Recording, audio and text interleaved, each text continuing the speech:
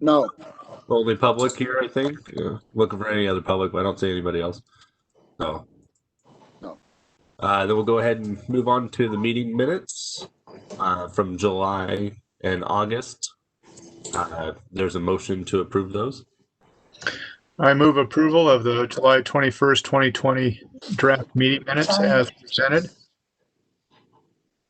I'll second it. Okay. Any discussion? All those in favor? Aye. Aye. Opposed? Passed unanimously. And I'll move approval of the August 13th, 2020 draft meeting minutes. Perfect. And is there a second? Second. First. And any discussion? Seeing none, all those in favor? Aye. Opposed? Passed unanimously. Next item. All right. Chris, second. Tyler. All right. Agenda item 5 is just hopefully a quick item on our discretionary federal funding, the STBG funding that we receive each year. Hey, Tyler. Can you? yeah. I think you guys are. I think you're on the phone on a call-in line. Can you get closer to that phone?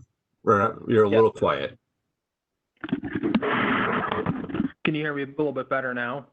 I think that's a little bit better. Thank you. All right. So in June of last year, the policy board, we went through a process to allocate the funding that we had received in 2020 or in 2019.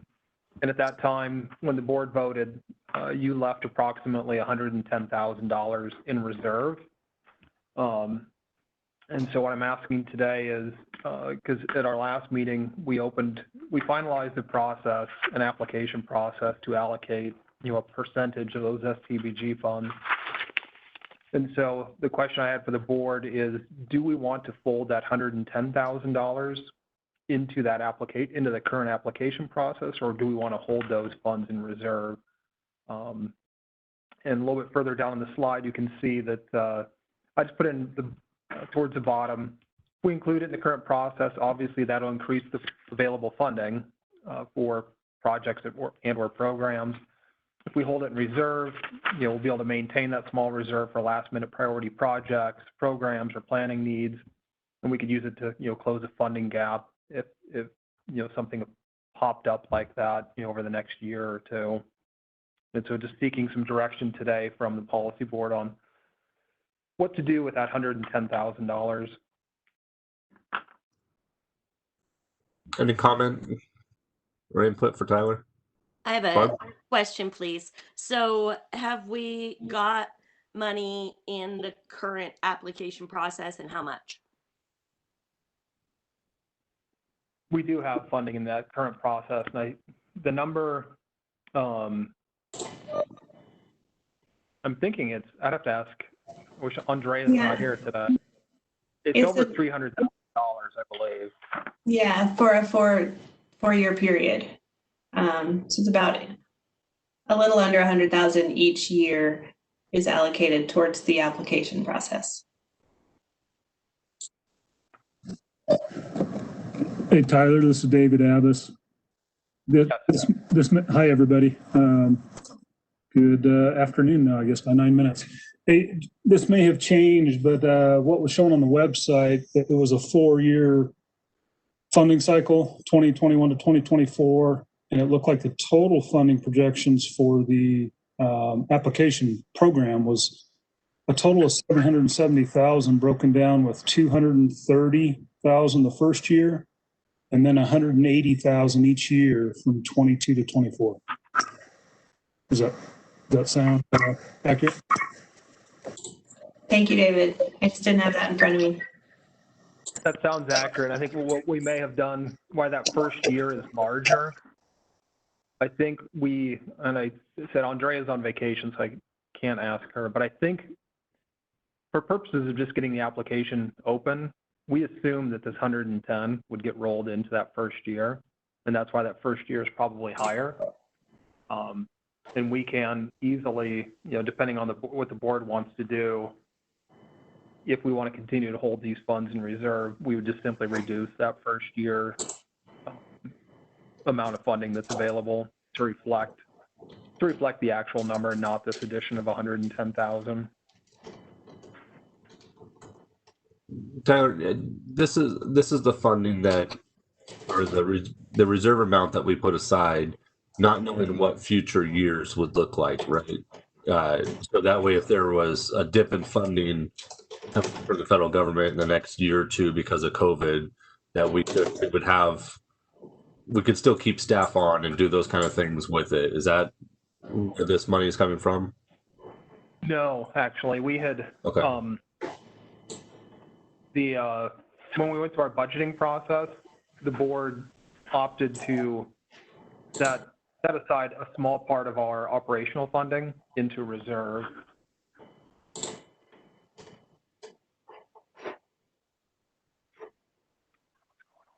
Oh, I'm already unmuted. Can I ask, is there a third way? Can we just remind ourselves that we have $110,000 in reserve? And if we get a really amazing grant application that wants $109,000 more than we have to offer, we can remember that that money was in reserve and discuss moving it at that point? Does that make any sense? Yes. I mean, I think that's an option. I think that's something the board could direct to do with these funds. Chris? Yeah, I'll just say that based on the recommendations that are being asked here, just put my 2 cents in. I'm in favor of just holding it in reserve, and because we just don't know what's ahead of us, and I think it's prudent that we keep those dollars in the reserve funding. Tony or Bob, do you have any input? This is Tony. I would agree. There's no real. Things are happening right now, but we don't need to dive into this. Holding in reserve seems to be the right place at this point in time. Reserve means that the discussion could be had at any time, just like Councilor Campbell mentioned. So reserve seems the right place to me. I agree too, especially knowing that we have the flexibility anytime there are applications that we really like or meet the needs, right? But I do think this is the time to be a little cautious on how much we're obligating with all the unknowns. Right, and I would concur with all those sentiments as well. And so I think, Tyler, you have your direction on this. All right, perfect. Thank you. Thank you. All right, item number 6, I think we're already on. So there were some openings on the technical advisory committee. We received 4 applications. Barb and I have reviewed those, and I'm just going to pull up those names. I would propose that 3 of the names are quite familiar. Let me just pull these up real quick. It should be on your screen as well, hopefully. Oh, they are. Okay, sorry. So Robin Vora, Michelle Bayard, Greg Bryant, and Liza Hamada are the 4 applicants, and I would propose that we appoint Greg Bryant and Liza Hamada.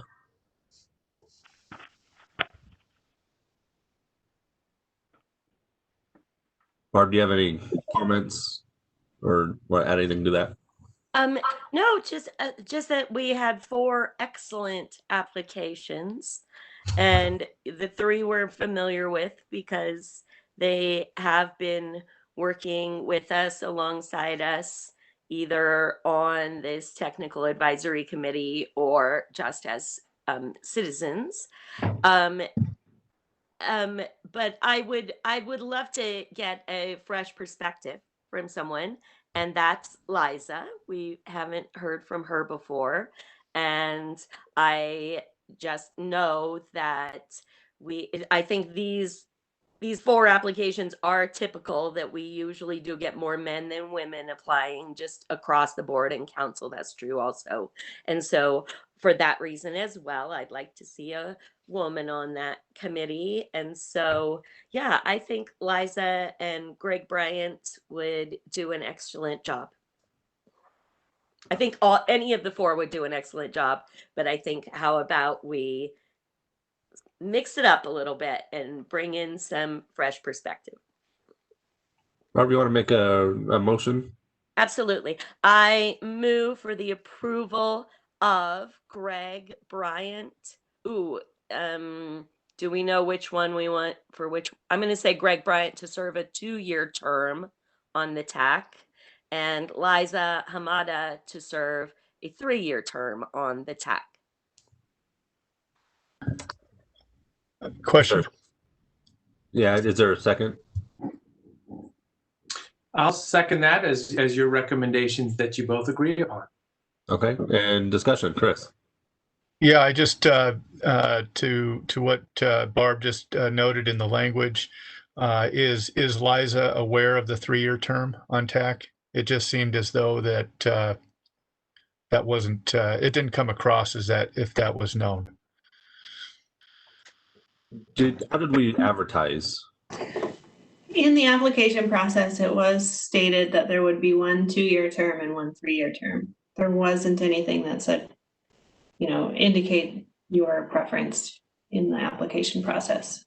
So my follow-up is then that Liza will be aware that she has committed to 3-year term and not a 2-year term.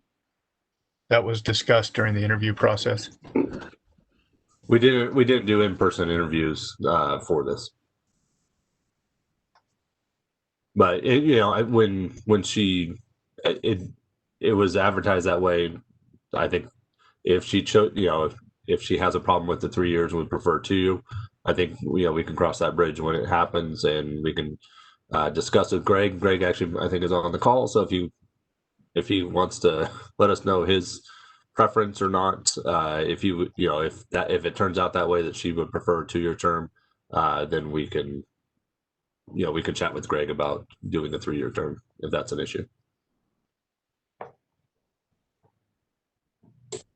Greg, you're unmuted if you want to say anything. Oh, or not. Hold on. Mm-hmm. Again. I think we can assume that because the call for applicants said a 2-year and a 3-year, none of the applicants specified that they were only available for the 2. So I think we can assume that Liza is ready to serve a 3-year term. And if that's not the case, I think it'd be a quick switch around for this committee on a later meeting. Okay, I just need clarification just on what was covered in the interview process and making sure that I know Greg's aware of it here, but just making sure that that's been confirmed and understood by both candidates. So thank you. Right. Okay. Thanks, Chris. Any other comments or discussion? All those in favor? Aye. Opposed? Passed unanimously.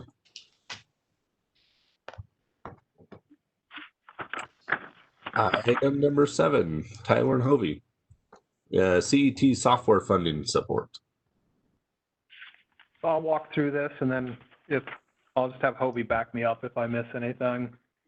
A little bit of background information. Back in the fiscal year 2017-18, we administered an ODOT grant to develop a software tool called T-Best for use by Cascades East Transit. The tool is pretty powerful. It can be used to test and analyze service changes. There's a lot of socioeconomic data in it that can be used by CET and us for some of our federal reporting requirements. CET has been using that tool for over a year now, I believe. But the tool isn't, I would say it's a little bit complicated in terms of the use of that tool. CET is using it, but they realize that getting support, some ongoing software support from the actual developer would help them and their use of that tool on a day-to-day, week-to-week kind of basis. They reached out to us at a staff level and asked if we would be capable of potentially helping them fund that ongoing software support process. We reached out to the software developer and received a cost estimate from him. And the cost estimate, I think, was he kept it under $10,000, and it was about $9,900 for a year. A little bit of this next slide, just talking about potential justification if the board is interested in doing that, is that our annual operating budget includes Federal Transit Administration funding to the tune of about $50,000 a year. Many MPOs in Oregon, at least, do provide some direct funding and or planning support to the transit providers within their respective boundaries. And so what we're asking today is the board interested in potentially providing up to $5,000 of funding from the MPO to this a potential software agreement. Those dollars, if approved, would be pulled from our consulting budget line item. That's all I have. Any questions or feedback for Tyler? No, on that, just on the consulting budget line item, we did, I think, in previous meetings discuss that in terms of some savings to the right, and so that we have that operating $5,000 to apply. Yeah, I mean, our consulting line item budget is probably the smallest it's ever been, and that was part of that discussion that we had just a few minutes ago about to reduce that item in our current fiscal year budget, and essentially moved the funds into reserves. Mm-hmm. And so our consulting line item is quite thin, but I believe we do have that capacity to fund this. And we could do something. I mean, if the board is supportive of this, we could always do something less than 5,000 as well. Well, I'd be real supportive of this, and 5,000 sounds about right. Making sure that software is up to speed, they're getting the most use out of it. Hopefully there's going to be some knowledge transfer if we have somebody come in that's a high power user. So I'm very supportive. Yeah, I wanted to follow up to that. Thank you, Tyler, for the explanation. And I'm highly supportive of it too. I think if we have the opportunity to do this and maintain, then we should proceed in doing it. I was just going to say, especially in these early years, I've had experience of very complicated software and how expensive it can seem to have that support. But especially, like I said, in the early years of having that software to be able to pick up the phone and learn best how to use the programs, I think is money well spent. So I also would agree that we could provide $5,000 to CET. Okay, and I don't have a problem with doing this. The only question I would ask is, what if, should they be actually going through the grant process, and actually applying for a grant, that we have. I don't know if they're still open or not, but Tyler, or Hovey, do you have any feedback on if that would be a more appropriate process for them? Or we're setting up this grant process. I don't want to circumvent it before we even got it off the ground. That's actually a great. It's a good point. That's a great question, and it's. I don't know why, but it actually hadn't crossed my mind. But I think that they could apply for those funds. Is that still open? It is still open. I think the reason we didn't think at first is because the MPO uses it as well. We would be a co-applicant, and I don't know if that would determine. That would make this a difficult thing. But for future years, I think that would be an absolutely appropriate use. Okay. So- Well, I mean, if everybody else is Anyway. comfortable and it's something that it's a tool that we use, I'm Yeah. comfortable just granting the funding at this point. If anybody else has any comments, please feel free to chime in. Otherwise, we can look for a motion.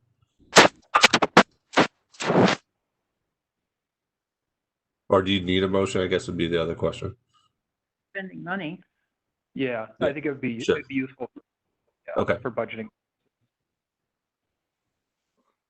I move to provide $5,000. I'm looking in here if it's in here. Sorry. It's not in there, Barb. Okay. Yeah, Yep. it's not. Just create Okay. something. Yep. Read so the then read I the third move bullet. that we provide $5,000 from our consulting budget line item to CET. I second. Seconded. Okay. Great. Any further discussion? All those in favor? Aye. I Opposed? Passed unanimously. All right. Number 8, the MPO processes for grant applications and letters of support. Tyler and Hovey. Yeah, so I will start this one as well, and I may have Hovey back me up as well. So this was something, it's just been on our work plan, and this was over the last couple of years, if you remember back, we've been updating our policy board bylaws, our TAC bylaws. We've been just working to clean up some of our organizational structure and getting some other processes in place that we didn't have. And this was something that popped up from us at a staff is that we get asked fairly often for letters of support for various things, and we also apply for grant applications periodically. And it's always been an ad hoc process to date for us. And so we wanted to develop just a formal process for doing both of those things.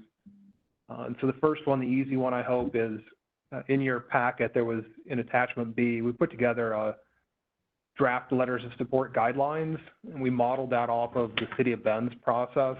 We just shortened it to make it, applicable for us. It establishes guidelines and a timeline that folks need to reach out to us and contact us. And I think the only thing in there that I really want direction from the board on is in there, it's identified what happens if somebody asks us for a letter of support in a time without enough time for the policy board to meet and take action on it. And so what we've put in there is that we would contact the board members via email for review and consideration, and that if we heard back from 2 of the 3 member jurisdictions in approving it, that either I or Justin could go ahead and sign that letter, and then we would then discuss it or just share it at the next regularly scheduled policy board meeting. Is that an acceptable approach in that situation? I think most everything else in that draft process is fairly standard, in terms of just kind of laying out a process that we'll share with some of our partners. Yeah. I'll just add a comment. One, on a board that I sit on for my trade association, this is a pretty similar model, and it has worked quite well.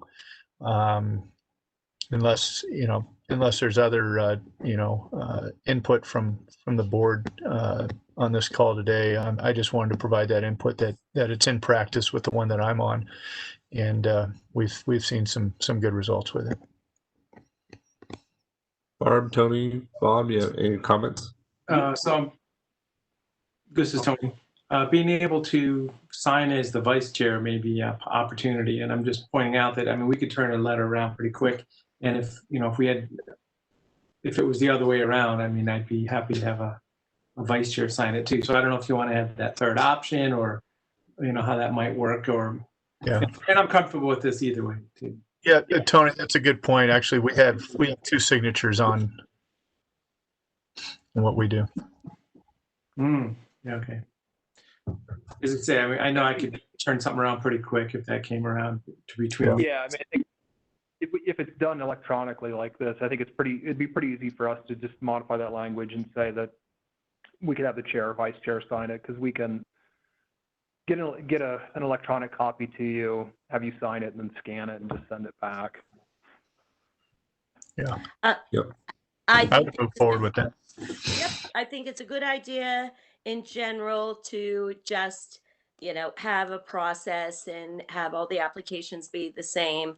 But we also live in Oregon where we have a short legislative session, and absolutely sometimes we want to send a letter of support that needs to be done really quickly. So I think that's in here, and thank you, Tony, for volunteering to be the person who can sign if we need a signature in a big hurry. So this looks good to me. I just wanted to add some food for thought here, and especially, I don't have any issues with the guidelines, but as we see, and ODOT sees a lot of requests for letters of support as well, is that when we have these overall grant processes within Oregon that we know of, Safe Routes to School is the one that comes to mind. Certainly, perhaps staff being proactive and reaching out to the jurisdictions within the MPO to just state, hey, if you want a letter of support, get them in here. It can be a month ahead, because one of the things, and it comes up at COAC all the time, when you just provide blanket letters of support for every project that's applied for, you lose your voice. Versus the Safe Routes to School is a great example. When we have 5 applications within City of Bend, Deschutes County, or I'm just saying the ACT sisters or whatever, our committee has more value if we rank them in our letters of support versus just a blanket letter. To be honest, in a lot of the grant programs ODOT does, the letter of support really doesn't matter, right? Whereas if it was important about prioritizing or really emphasizing what's important to the MPO, when you have multiple applications, I think that's more important. So, no changes here, just a commentary on how we review these letters of supports in a lot of the grant applications. Yeah, no, that's good input, Bob. And yeah, to me, I think the other piece that I want to make sure that's part of it is the daylighting of how people either support or didn't support. We are a public agency. We need to be open and transparent in our process. And so having this come at the next policy board, and whether that's maybe included as part of the minutes or however that works, but just making sure that we're transparent and not having secret votes via email. I know that they're all public record, all our emails are public records, but just being as transparent as possible in that process. Okay, Tyler, are you looking for a motion here? Not yet. Okay. We'll have that in just a minute. I'll just jump ahead now to the grant application process. And there's a draft process in the packet as well, attachment C. And again, we modeled our process off of the City of Bend's process. A lot of what's in there is just laying out a process for internal development and review of grant applications. The big question here, the big issue, is the third bullet down. This draft establishes funding levels for policy board review and approval. And what it says there is, in this draft, and I think Hobie can correct me if I'm wrong, but I think these numbers are modeled off of what's pulled from what's in the city's process. Yes, it is. Says the MPO manager can approve a grant application if it's less than $100,000 and match is less than $20,000. If it's greater than $100,000 or the match is greater than $20,000, the board would have to approve that. The question we have here is, are those funding thresholds acceptable? Would the board prefer a lower overall, top end number, 75,000, 50,000, or even lower? And I don't have a strong opinion on this, but I think this is something I want to make sure that we have clear direction from you on when you think it's appropriate for the board to be approving a grant application. And given our small nature, maybe it's appropriate for the board to consider and approve all grant applications that we seek, whether it's, $5,000 or $200,000. Yeah. Another comment. Just curious to know, how many grants have come through that have been greater than 100,000, and how many grants have come through that have been less than 100,000, and then how many grants overall. Because I raised the same point that Tyler just did. Is it something that, as a board that we should review all grants that come before us? Great questions. Honestly,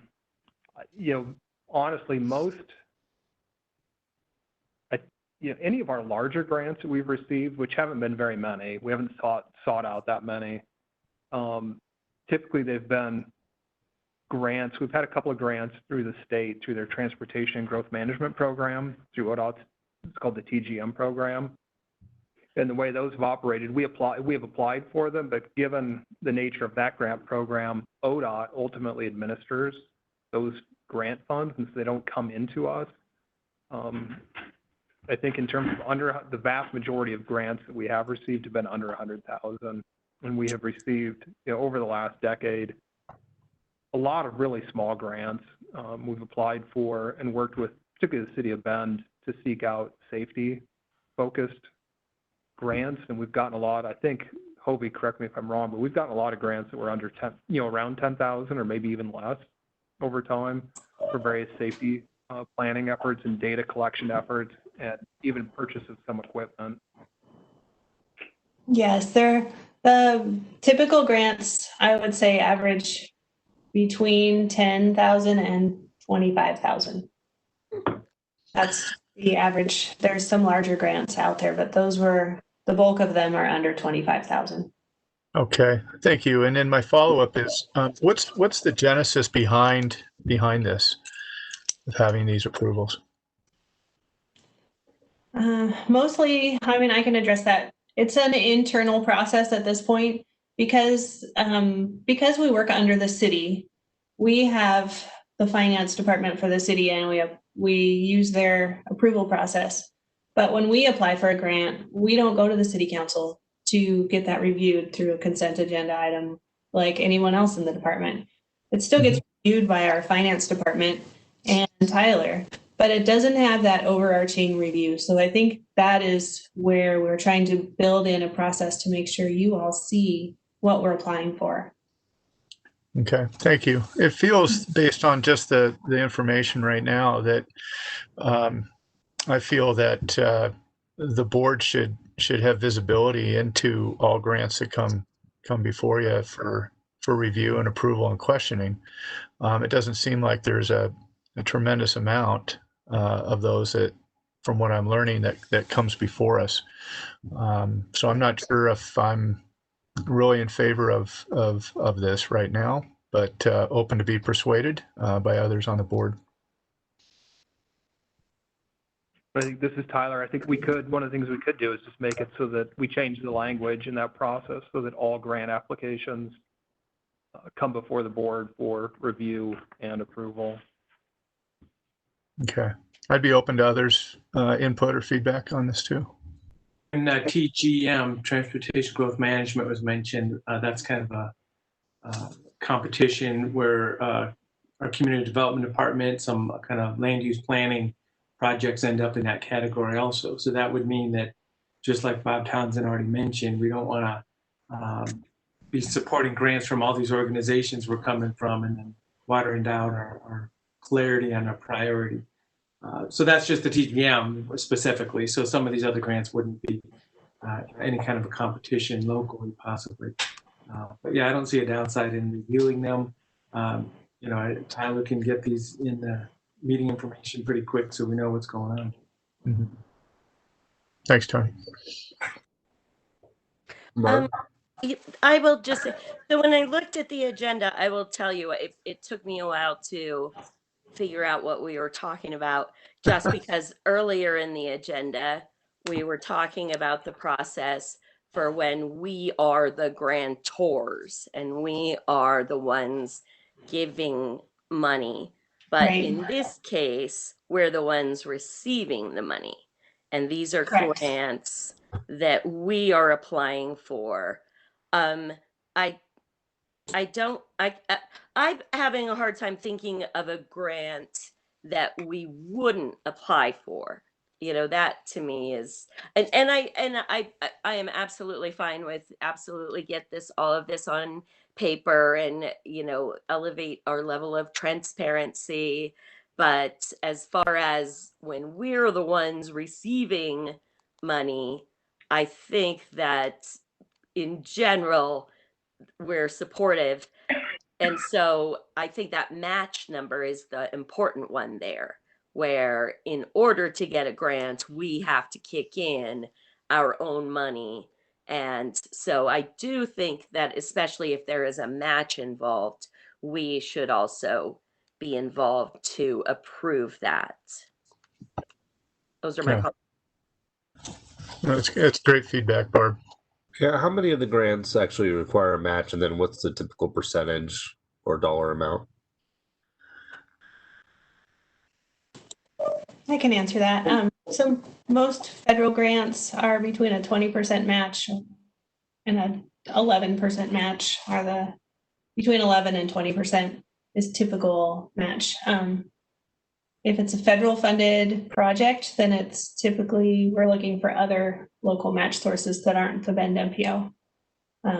So that's kind of the nuances there. So the MPO is the app, but not always the one that actually is putting forth the funds for the match. Yeah, Okay. in certain cases. Yeah, because most of our funding is federal, you can't use federal funding to match a federal grant. You have to have either state or local sources. If you're going to be providing hard cash match, it has to be state or local funding. Yeah, so I agree with Barb that to me, the bigger the size of the grant of the 100,000, I don't have a problem with that. But to me, that's not the more important piece. It's the match that actually comes out of the MPO's budget. And so not even the match that's required, but if it comes out of the MPO's budget. And, $20,000 to the city of Bend is on a budget percentage basis of the budget is not that big of a deal. But $20,000 to the MPO is a different percentage than it is to the city. So I don't know, maybe if it's, maybe we change that language to if it's more than, a certain percentage of the MPO budget on a per applicant basis, and then also maybe in the aggregate, because I don't have the budget in front of me, so I don't know what the percentage of funds we have set aside for grant matches are. But if there's, if we get, to 20% of the budget is potentially, because that. Not that I don't trust you, Tyler, but we don't want to nickel and dime the budget with grant matches. No. And then all of a sudden we have an aggregate of 25% of the budget in, in matches. So to me, it's not necessarily a hard dollar amount. It's more about the impact to the budget. So I don't know if there's a different way to maybe word that. I personally don't think that the policy board needs to weigh in on every single application. Maybe it is just when there's actually MPO funds. I mean, I would like to know about it, but I don't know that we need to weigh in ahead of schedule on the app prior to the application. If it matches our goals and what we're trying to accomplish, then let's go after every dollar we can get. But I don't think we need our approval to do that. Yeah, About those smaller grants that you were talking about earlier, Hovey and Tyler, do those usually require a match? If the grant is 50-50. Some did, some didn't. It really depended. But just as response to Justin, the grant, when it's awarded, would be modified into our budget if that applied. And at that point, the policy board would have to have an action to modify our budget. So you will see all of those things a second step too. It's not that it's not transparent. It's just we'd like to get this information to you ahead of time for process sake and for larger larger issues. I'm okay with delegating our power to the MPO manager, especially like a $10,000 or $5,000 grant that is a $500,000 match. I don't know that necessarily needs to come before the policy board, and we'll just trust the MPO manager, Tyler in this case, to make those decisions. Yeah, I'm in support of that recommendation that Councilor Livingston just stated, just as we would with City Manager Eric King. So I think, do we have, I mean, is it the language now that we should be revising to what Councilor Livingston was stating? Yeah. Is that something you guys want to work on and then bring back at the next meeting? I don't, this stuff isn't necessarily time sensitive, is it? Like it could be brought back. Yeah, there's no time timeline. I would recommend to move it to the next meeting and to come back with a revised statement. Okay.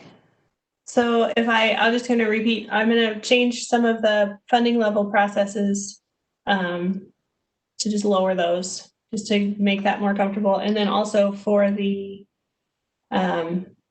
support letters, just to make sure we have the vice chair in there as well as an approved signer. Those, and then they can review the changes at the next meeting. Yeah, that works for me. Okay. Thank you. Very helpful. All right. Yeah, good discussion. Thank you. Yeah, thank you. Great input. All right, item number 9, transportation safety action plans. So we wanted to, this is just an information item. I think one of the things that we've been trying to do is, as we complete some of our planning processes or there are big major projects happening, we want to make sure that we're providing an overview of the outcomes of those planning efforts. And so we wanted to talk a little bit about the 2 transportation safety action plans that were recently completed in our area. We received grant funding from ODOT to develop safety action plans for the city of Bend and then for Deschutes County. And Deschutes County, it included all the unincorporated parts of the county as well as Sisters, Redmond, and LaPine. And I know in the development of the Bend Safety Action Plan, to get us up to a funding level that was sufficient to hire a consultant, both the MPO contributed funding towards that effort as well as the city of Bend. And so we're just going to walk through and just give you a quick overview and purpose of what we did, talk about our study areas, the approach, and then I think the biggest part of it's going to be talking about the crash data and the emphasis areas that came out of these 2 planning efforts. And so our overall purpose was just to develop a comprehensive safety program that identifies and prioritizes safety projects and establishes a proactive approach to reduce crashes on all roadways, throughout Deschutes County. I already mentioned this. The study areas were the Bend UGB as well as Deschutes County and the other incorporated communities within the county.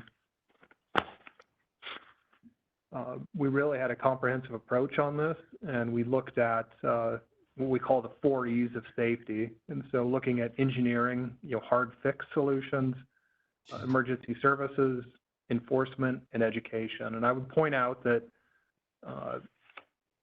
enforcement and education in particular, I wanted to just raise those 2 issues or those areas because I think through various analyses, not only here but elsewhere around the country, you can only engineer your way out of, it's less than 50% of your safety problems that you see out on our roadways. Enforcement education, that gets into, drunk driving or, intoxicated driving and a whole series of other behavior issues that while you can do some physical fixes to roads to help minimize the impacts of those types of crashes, there's a whole behavior issue that comes into play here for safety. As we developed these projects, we had project management teams for both the city project and the county project. We worked our process through the MPO Technical Advisory Committee. We kept the CTAC informed as they were meeting for the city's TSP update. And then there were multidisciplinary stakeholder groups for both the county and the MPO, and so that brought in public health folks, county, I think it was the DA's office, and others throughout the region. So we tried to make the scope a little bit bigger to make sure that we had tried to get everyone at the table as we were developing these safety plans. What's in that TSAP? It's a fairly they're lengthy documents, as you can imagine, but there's crash data summaries in there. There's systemic solutions, and that's talking, and we'll talk about that in just a minute, but that's looking at, what things can we be doing on a system-wide basis to help improve safety throughout the region. And I think a great example of that is on the rural road system. There's the identification of, we have a lot of run off the road crashes in the rural parts of our area and throughout the whole state, actually. And so systemic solutions is improving that roadway signage and getting, curve signage, improving curve signage and that type of thing. There's a section on speed management. There's some location-specific work that was done as part of that grant application, and Hovey will talk about one example through that. And then there's non-infrastructure measures, and that gets into the education and enforcement side of things. And then there's performance measures identified in the document as well. And I'll let Hovey, you want to jump in now and start walking through this next series of slides? Absolutely, sure. So, you'll remember the maps that Tyler just showed a little while ago. So the Bend data that I'm going to show you is going to be in the urban growth boundary, and the county data will be all of the county rural areas, including the cities. So it's a little different, but we'll be able to dig into more data with these two documents if you have any questions later too. So the next slide just shows the years that we showed the data. 2012 through 2016, we typically use 5 years of crash data. ODOT's crash data usually takes about 18 months to 2 years to get into our hands so that we can start analyzing it. So we do have new data for 2017 and 2018 that we will be adding and updating our reports every 2 years. So in fall or winter, as time allows, this data will get updated and we can share that at the next time. But the trends typically are very high right now, and you'll see that they may continue. So it's the trends we're looking at, not necessarily the numbers. So on the next slide, we can talk about Bend's crash data, which again is the urban growth boundary, with 4,500 crashes, vehicle crashes, and then 50 pedestrian crashes noted and 112 bicycle crashes noted. We do understand that pedestrian and bicycle crashes are underreported because it is a crash report through ODOT, as well as vehicle crashes. But the serious and fatal injury crashes for all of this data is really what we're looking at. So while they may be not reported as much, we do feel like we've got a lot of the serious crashes at least identified in this data. So in the next slide, we'll see the locations of those severe crashes, and that we have injury and fatality. So I'm just going to go with some terminology for a second. The injury crashes could be anything from just saying I'm hurt to needing an ambulance. So you'll see the word serious injury crashes, and that would mean that an ambulance was called or there was a life change event within that crash for one of the participants. So just so you know, injury could be anything, serious injury could be much more. So the 92 serious injury and fatal crashes are located on these dots here. And then of all crashes in Bend, 41% had some sort of injury and or maybe a fatality, but the injury is the one that brings that number up to 41%. So we're pretty widespread. There isn't like one big hotspot, but you can definitely see the road lines when you look at these maps of areas of crashes. So in the next slide. Oh, but can I just? Yes, please. 41% resulting in injury or fatality seems really high. Is that? Yeah, and that's where I was trying to give that this isn't, it's any type of injury. So it could be just that, yes, I hurt my shoulder, something happened. So the 41% isn't all these dots. these dots are just serious injury and fatal injuries. So kind of two different data sets that you're looking at when you see these words in this map. Thank you. Just so you know. So Yeah, 41% of the 4,500 over the correct, time period, correct. some sort of injury. Some sort of injury, not a serious, not necessarily a serious injury. And we could, in the data and in the report, you can see the number of each type of injury crash. So you'd be able to look at that a little bit more. But in this chart, There's a slide coming up, kind of shows Yeah. you how ODOT classifies those injuries, and I think you'll see that, the majority, they break injury crashes into three, three categories, I believe. correct. And you'll see that there's a lot of injuries in the less intense categories, if you want to put it that way. And so, I think, as Hobie said, the real emphasis nationally and then on down to state and local level is on the serious injury crashes. And that's where, someone's being hospitalized or having, some sort of permanent injury from that type, from a crash. Yeah. My simple math looks like serious and fatal injuries is 2%. That sounds right. Okay. And you'll get more of that coming up. Yeah. Okay, great. Thanks. Just kind of trying to put it in perspective. So on the next slide, you'll see Deschutes County's data for the same time period. And as we worked on these programs together in tandem, the same consultant used the same data and the same analysis methods. This shows total reported crashes within the unincorporated Deschutes County at 3,000. So in comparison to the Bend UGB of 4,200, just 4,500, just trying to put that into context as well. So unincorporated area had a lot more land, a lot more roadway, but less crashes in total. And then they split it out between the county roads and the state highways in order to help the county, make changes where they could, and also the ODOT could make changes where they could.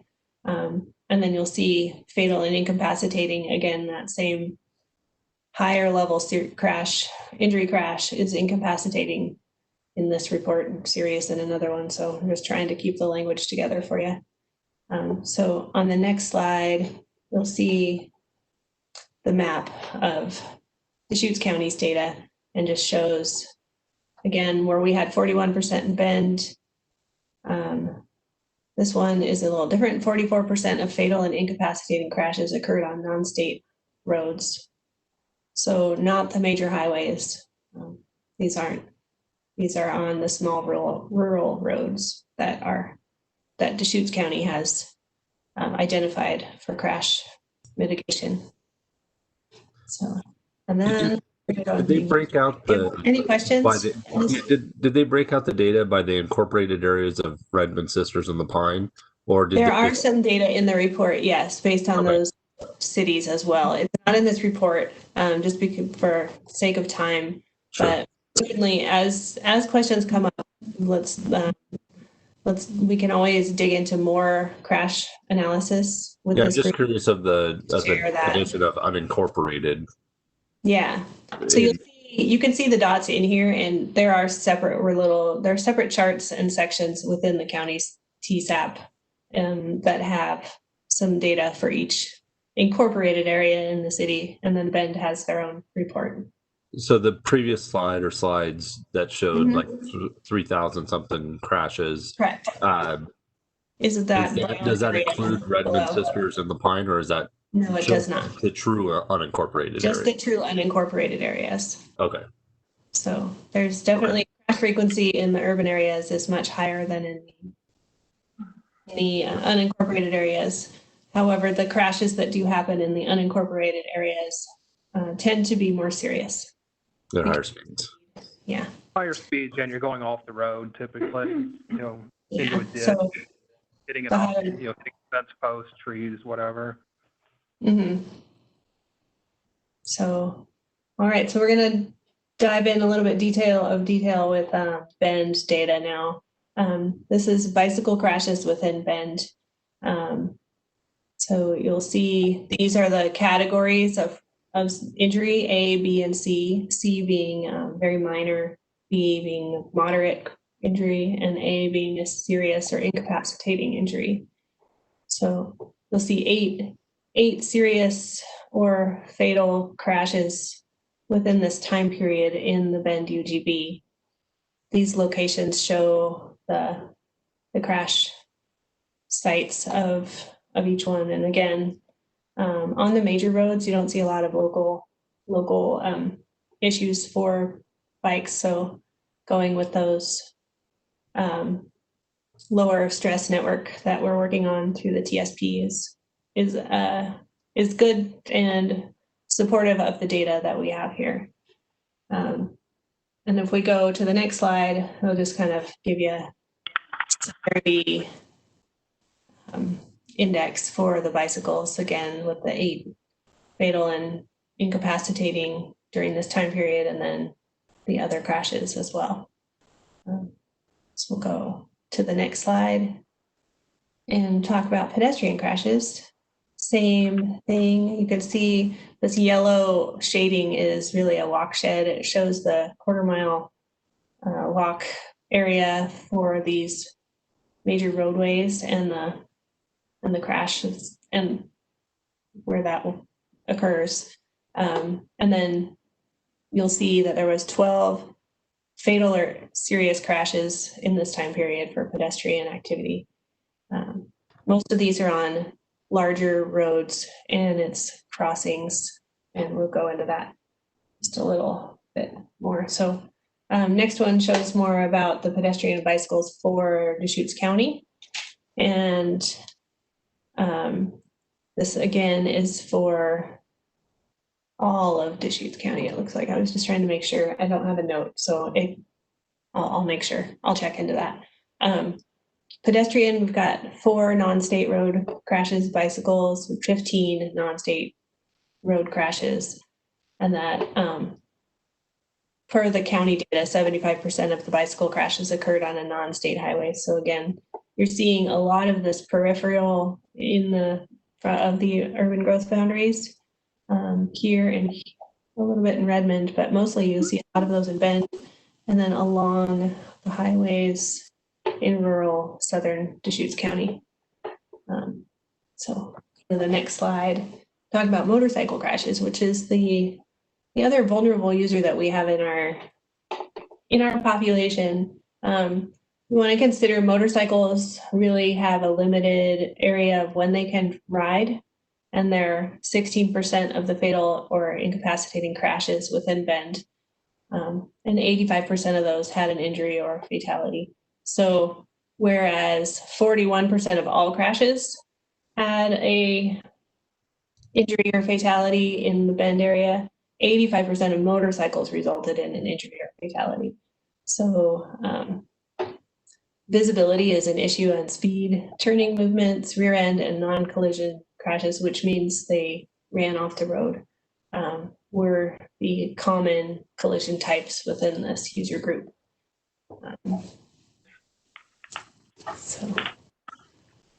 So we'll go to the next one. We'll look at Deschutes County's data, the same user group.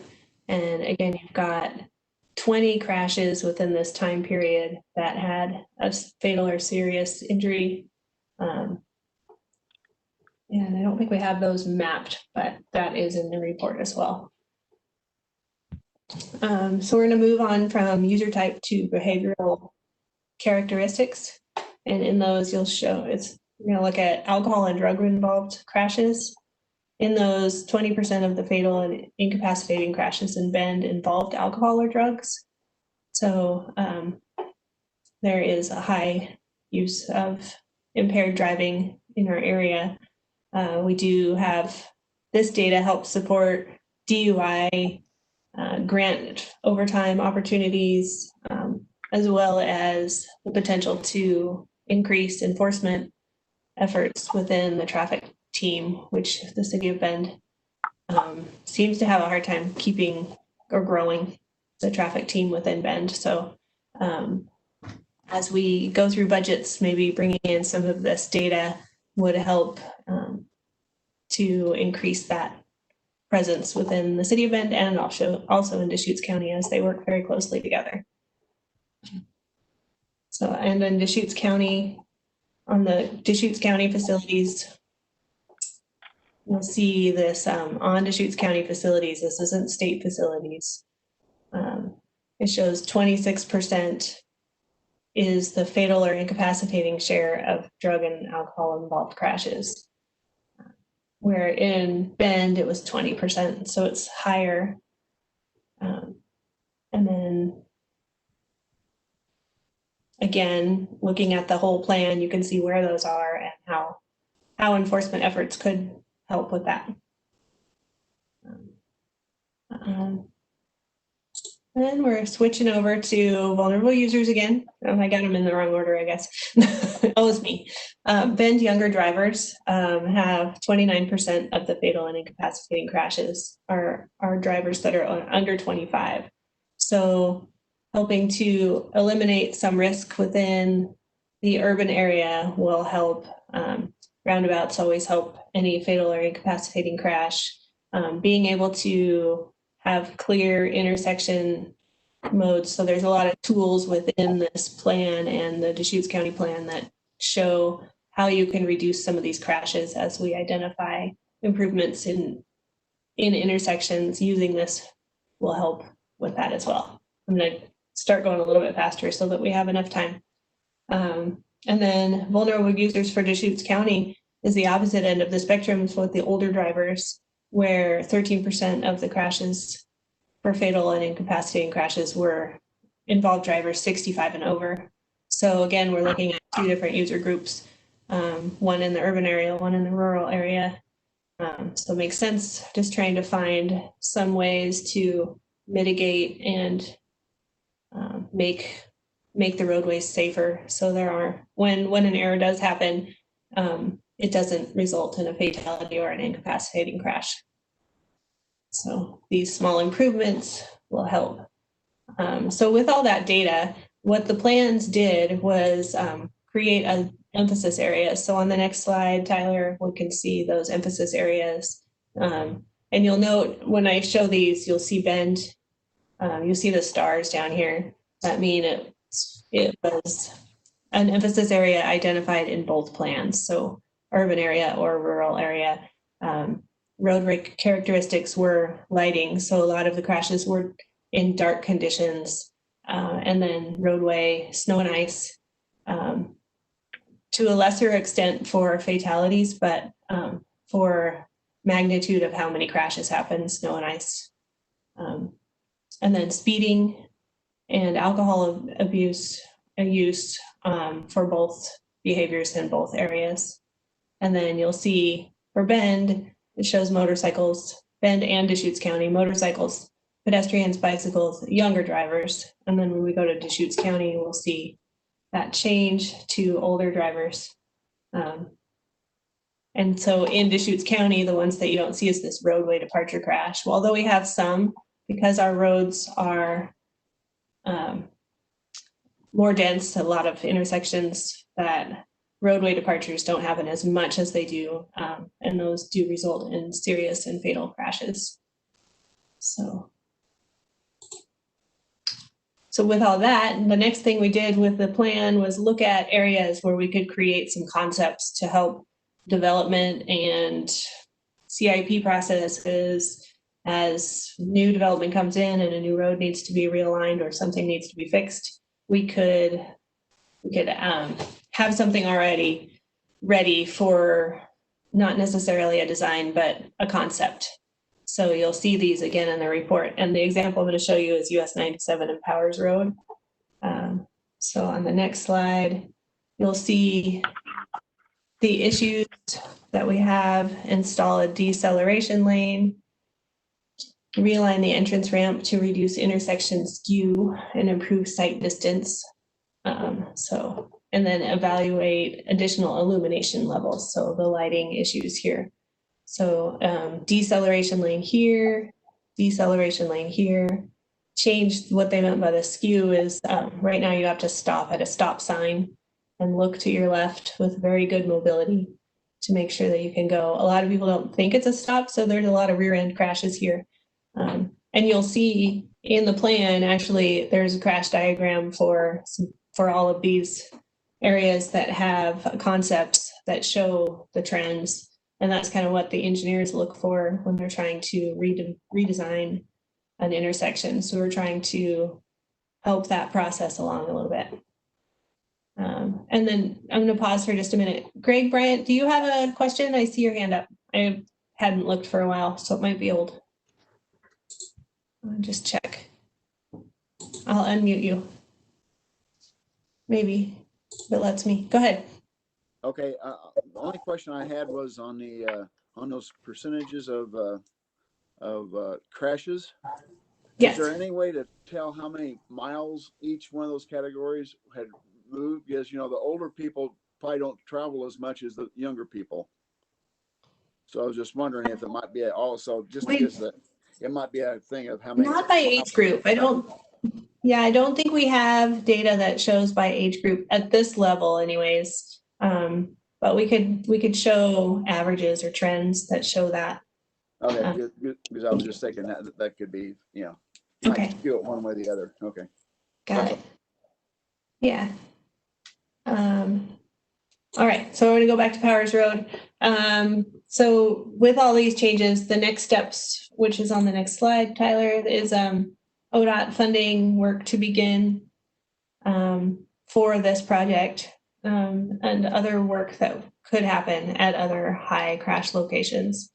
So this report is integrated into the MTP and also Ben's TSP with the performance measures and action items.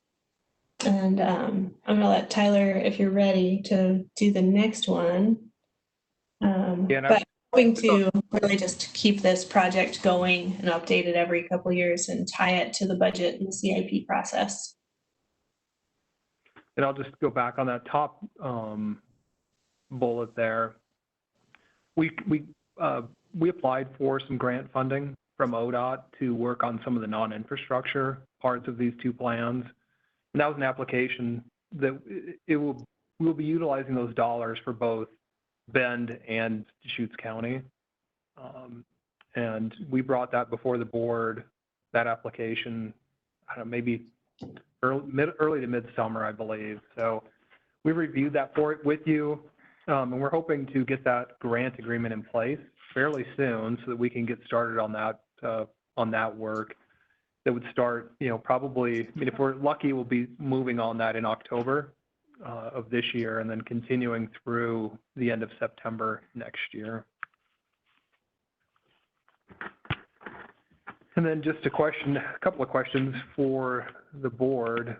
We're trying to obtain crash data a little bit more frequently from ODOT. Hovey had mentioned that the final, you know, clean crash data typically takes 18 months or more. You know, when a year, like when 2020 closes out, we won't receive the 2020 data until at some point in the middle of 2022, typically, or mid to late 2022. And so there's a pretty big delay. ODOT does release some data a little bit sooner than that. And so we're working with, looking to see what some of the other MPOs around the state are doing. But I think one of the questions we had for you is, if we can obtain that data, is that something that you would like us to be, you know, providing more regular updates to you? And it wouldn't necessarily have to be a, you know, policy board agenda item, but it's something we could share with you in the future and have more frequent updates on what's happening with our crashes, you know, in Bend and throughout Deschutes County. And so number one, yeah, is that something you'd like to see more often, or is that something that just getting an update every couple of years would be sufficient? And then we also have, just Hobie had mentioned, these two plans are full of a lot of information. And so if you want, we could always come back with more detailed information on any specific items, you know, that we've walked through today. And I guess I'll also ask, I know Chris Doty's on the phone, or is connected here. Chris, is there anything that you want to add to, you know, this discussion that we've had? Thanks, Tyler. No, I think you did a great job of presenting, you know, at least the county's elements within the TSAP. Only we do have within ours a scoping process such that the consultant will go back and update it every couple of years. Maybe back one slide, you mentioned our upcoming TSP process, and you're correct in noting that a lot of the elements in our TSAP will be brought into the TSP, both as projects and policy, to get after some of those low cost corrective measures, and then also where we need to scope capital projects to deal with the safety issues identified in the TSAP. That'll happen in the TSP as well.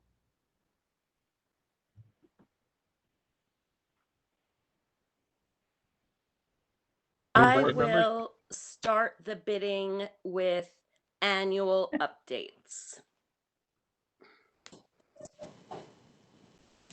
Thanks, Barb. Anybody else? So when data is available, I wouldn't mind having an email, just if there's anything published at any time. So that's my first thought there.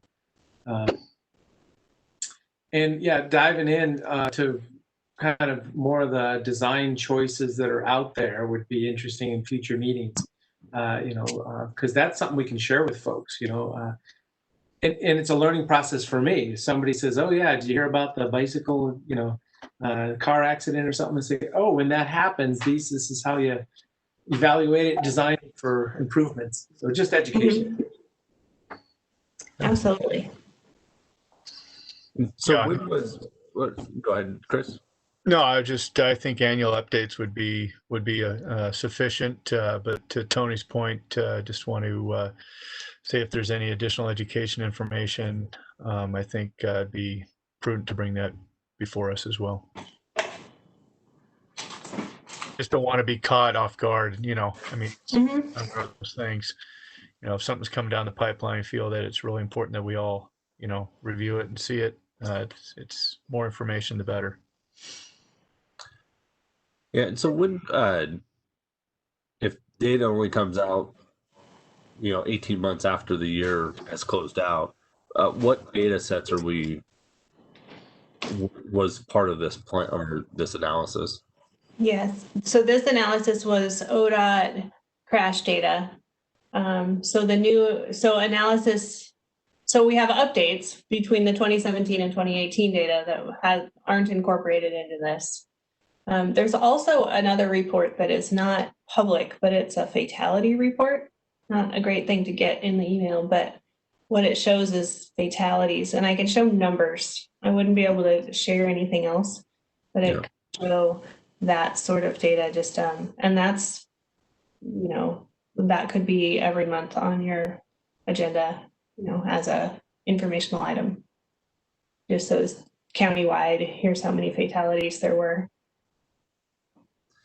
Yeah, I think it's all good information to have. And the data, yes, it lags by 18 months, but it's been lagging by 18 months, for a long time. So every year we're going to have new data to be updated by. The annual updates, when that's, I assume it'll take you guys a little bit to process that. So whenever it's convenient after those new data sets come out, I think that would be a good thing to have, informational for us. Okay. Yeah, and I think we've got, so this, the plan here, we looked at 2012 to 2016, so that was 5 years worth of data, and we can, Chris said they'll be updating their plan every 2 years. We're hoping to be on a cycle like that as well. And I know that I came across something up in the Portland area that they're reporting out some data. They're doing stuff, I don't know if it's quarterly or every 6 months, they're pushing out some data.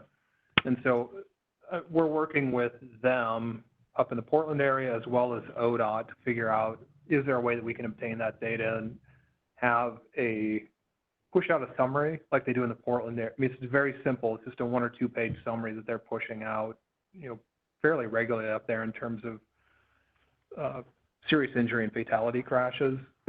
And if we can model ours off of that and get approval from ODOT to do something similar to that, I think that's something we would like to do in the future. So we have a little bit more timely data available for, our elected officials as well as, our citizens. Works for me. Anybody else have anything Any other comments or feedback? I have one comment about, you know, I don't want to say, we can have too much data. That's not the case. Well, sometimes it's the case, but how often we look at, I guess this is my comment. Our numbers, thankfully, our numbers are low enough that if we were to look at a quarterly or biannual basis every 6 months, it could look like we have a trend in either direction because of just a single, honestly, a single incident. Again, thankfully, we only had a single fatal bicycle injury. Do you see what I'm saying? I'm just saying that I'm afraid if we were looking at it really often, as Hovey said, we're looking for trends. We are trying to see if we're trending in the right direction, if what we're doing is having an effect. But when the numbers are low, if you look at those numbers a lot, you might be deceived on what the trend is. And it's just a comment.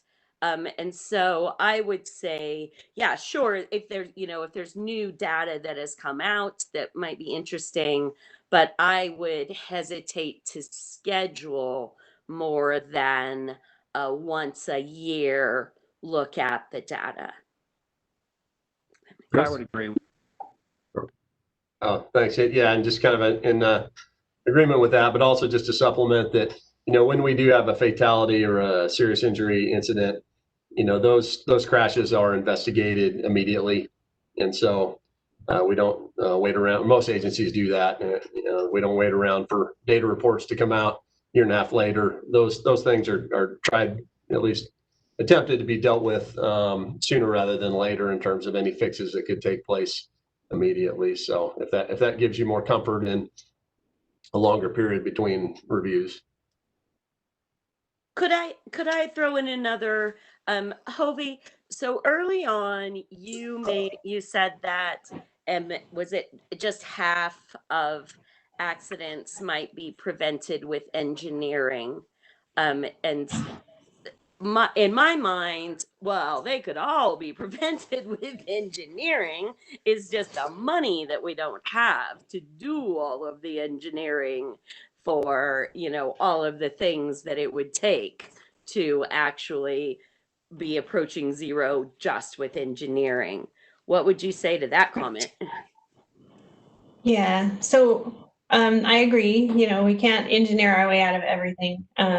So there are some social behavioral issues that would need to be identified as well. And so I think that really kind of talks about this next process that the MPO and the city and Deschutes County are going to be doing in the next couple of years, as far as looking at all of those non-infrastructure action items that, like creating a safety committee where they were really going to look at all the safety trends, and then maybe some enforcement issues or some red light running cameras, anything like that could help mitigate serious and fatal crashes. So those kind of things are coming up in the future. So I think I want to say there's 61 or 81 non-infrastructure action items identified in these plans.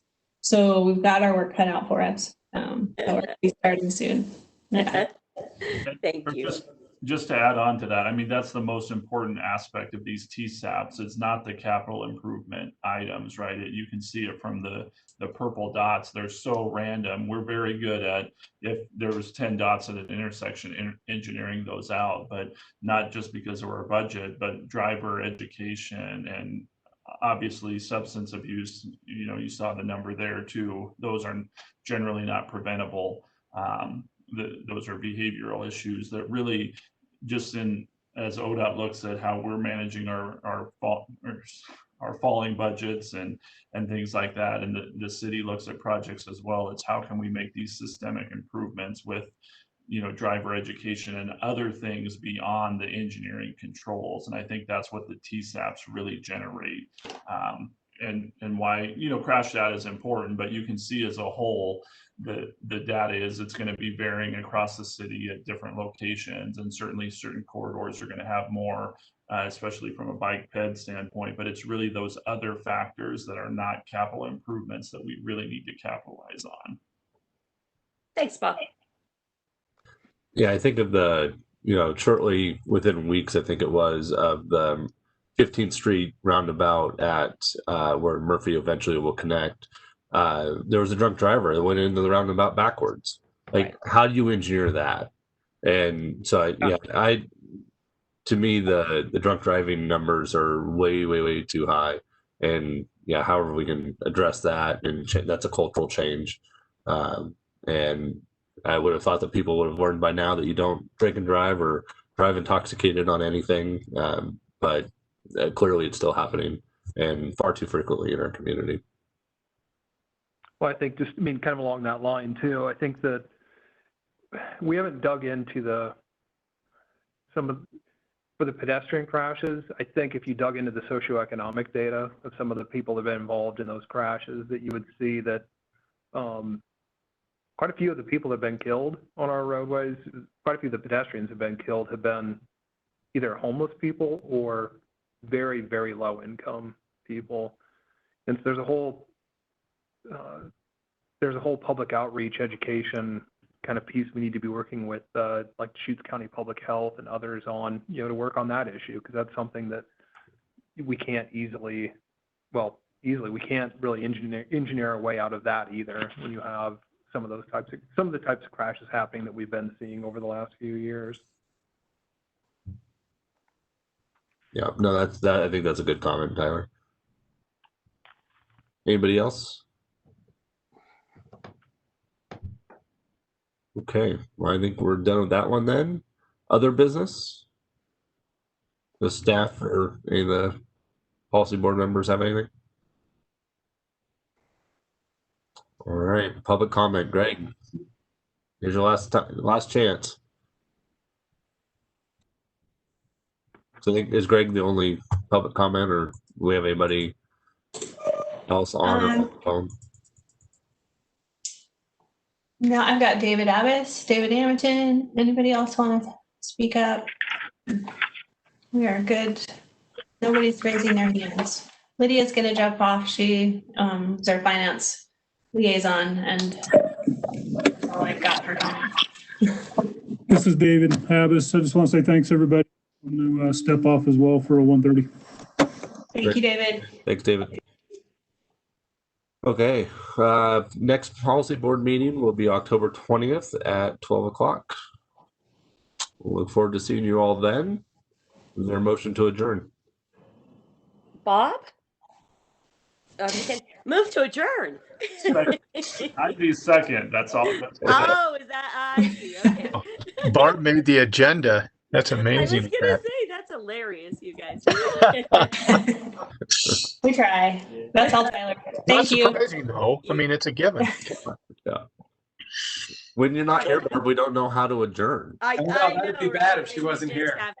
I know. We just be sitting here waiting. Finish. Take a very a month-long recess. Yeah. All right.